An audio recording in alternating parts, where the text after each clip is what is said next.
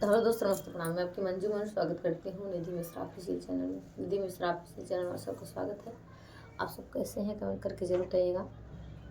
हम तो नहीं ठीक हैं भैया, हमको सर्दी जुकाम हो गया है। इतनी खांसी आ रही है कि हम क्या बताएं। हमारा गला दर्द कर रहा है, सीना भी दर्द कर रहा है। फिर भी इतनी अच्छी दीदी हैं, फिर भी सपोर्ट कर रही हैं।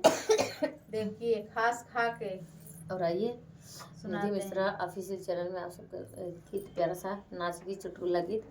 एक पत्नी अपने पति से क्या कह रही है।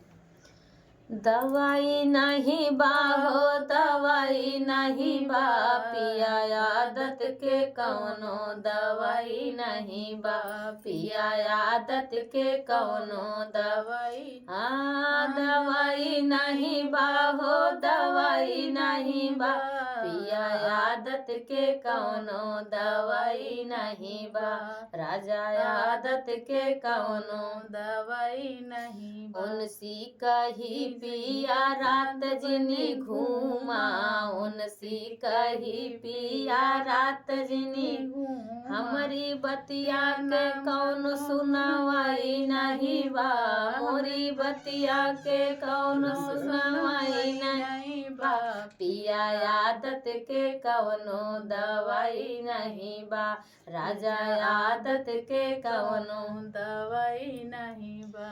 करई छेड़खानी देखई दूसर गुजरिया, करई छेड़खानी देखई दूसर गुजरिया, दूसर गुजरिया हो दूसर गुजरिया, लागत बायन के लुगाई नहीं बा, अरे लागत बायन के लुगाई नहीं बा, पिया आदत के कौनो दवाई नहीं बा, पिया आदत के कौनो दवाई नहीं बा। इनसे कही कैला कौनो रोजगरिया, इनसे कही कैला कौनो रोजगरिया, रोजैत बढ़त महंगाई जात बा, अरे रोजैत बढ़त महंगाई जात बा, पिया आदत के कौनो दवाई नहीं बा, राजा आदत के कौनो दवाई नहीं बा।